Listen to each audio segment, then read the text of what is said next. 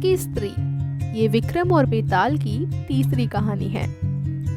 यमुना के किनारे धर्मस्थान नामक एक नगर था। उस नगर में गणाधिप नाम का राजा राज करता था।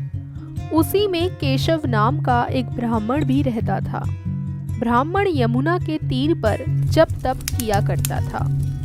उसकी एक लड़की थी जिसका नाम मालती था। वह बड़ी रूपवती थी। जब वह ब्याह के योग्य हुई तो उसके माता पिता और भाई को चिंता हुई। संयोग से एक दिन जब ब्राह्मण अपने किसी यजमान की बारात में गया था और भाई पढ़ने गया था, तभी उनके घर में एक ब्राह्मण का लड़का आया। लड़की की माँ ने उसके रूप और गुणों को देखकर उससे कहा कि मैं तुमसे अपनी लड़की का ब्याह करूंगी। होनहार की बात की उधर ब्राह्मण पिता को भी एक दूसरा लड़का मिल गया और उसने उस लड़के को भी यही वचन दे दिया। उधर ब्राह्मण का लड़का जहाँ पढ़ने गया था, वहाँ वह एक लड़के से यही वादा कराया। कुछ समय बाद बाप बेटे घर में इकट्ठे हुए तो देखते क्या है कि वहाँ एक तीसरा लड़का और मौजूद है। दो उनके साथ आए थे। अब क्या हो, ब्राह्मण, उसका लड़का और ब्राह्मणी बड़े सोच में पड़े। दैव योग से हुआ क्या कि लड़की को सांप ने काट लिया और वह मर गई। उसके बाप, भाई और तीनों लड़कों ने बड़ी भागदौड़ की। जहर झाड़ने वालों को बुलाया पर कोई नतीजा ना निकला। सब अपनी अपनी करके चले गए। दुखी होकर वे उस लड़की को शमशान में ले गए और क्रियाकर्म कराए। तीनों लड़कों में से एक ने तो उसकी हड्डियां चुन ली और फकीर बनकर जंगल में चला गया। दूसरे ने राख की गठरी बांधी और वहीं झोपड़ी लगाकर रहने लगा।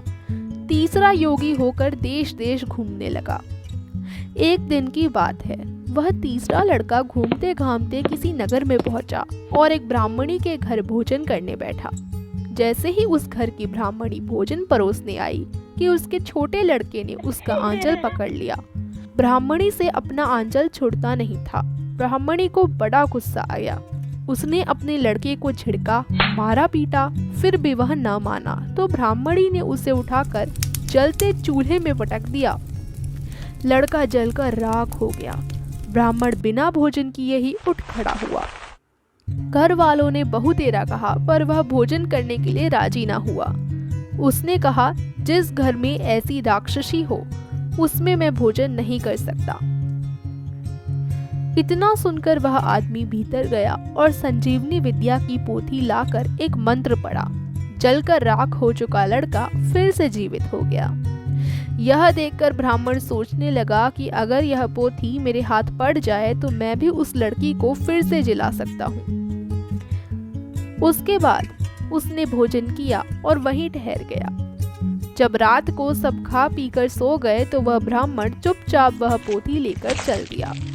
जिस स्थान पर उस लड़की को जलाया गया था, वहां जाकर उसने देखा कि दूसरे लड़के वहां बैठे बातें कर रहे हैं। इस ब्राह्मण के यह कहने पर कि उसे संजीवनी विद्या की पोथी मिल गई है और वह मंत्र पढ़कर लड़की को जला सकता है, उन दोनों ने हड्डियां और राख निकाली।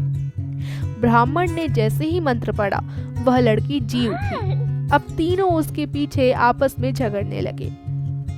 इतना कहकर बेताल बोला, राजा बताओ कि वह लड़की किसकी स्त्री होनी चाहिए। राजा ने जवाब दिया, जो वहां कुटिया बनाकर रहा उसकी। बेताल ने पूछा, क्यों? राजा बोला, जिसने हड्डियां रखी वह तो उसके बेटे के बराबर हुआ। जिसने विद्या सीखकर जीवन दान दिया वह बाप के बराबर हुआ। जो राख लेकर रमा रहा वही उसका हकदार है। राजा का यह जवाब सुनकर बेताल फिर पेड़ पर जा लटका। राजा को फिर लौटना पड़ा और जब वह उसे लेकर चला तो बेताल ने तीसरी कहानी सुनाई।